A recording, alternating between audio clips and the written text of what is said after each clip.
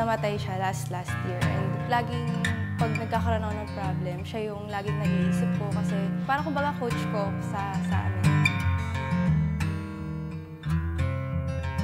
Nag-text na lang yung kapatid ko, inatake si ate. Parang kinakabahan yung mga teammates ko kasi umiiyak na lang ako bigla-bigla.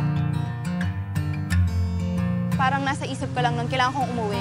Parang baka kaya pa, baka buhay pa si ate. After nun, pagdating ko, wala na siya. And yun, sabi na lang ng tatay ko, wala na ate mo, ganyan. So, ako, hindi ko magawang yakapin siya.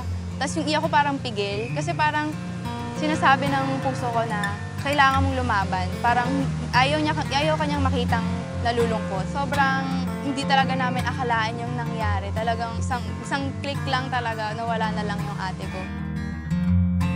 Pag naiisip ko, pag nadodown ako, siya yung iniisip ko. Para sasabihin ko sa isip ko na, ate, para sa'yo to, na siguro kung nabubuhay ka, nanonood ka sa akin ngayon.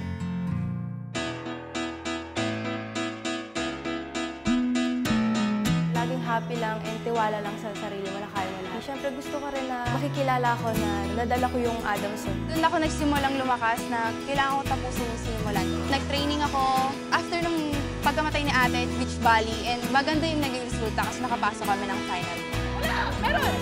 So, yun yung sinabi sa amin ni tatay na huwag kayong mawala ng pag-asa na dahil lang nawala yung ate nyo, dapat mas lalo kayong lumaban kasi mas masaya siya pag nakikita kayong lumalaban kayo. Daha, Popsido Galanza! Gemma Galanza, soar and score. Siguro nga malakas na babae ako. Kailangan ko lang ituloy and kailangan kong palakasin pa yung sarili ko and kailangan pang mag-explore pa para malaman mo yung kung ano pa yung ugali mo, yung weaknesses mo and para maging lakas mo siya. Pag sa pagtanda mo, kaya mo na siyang i-handle.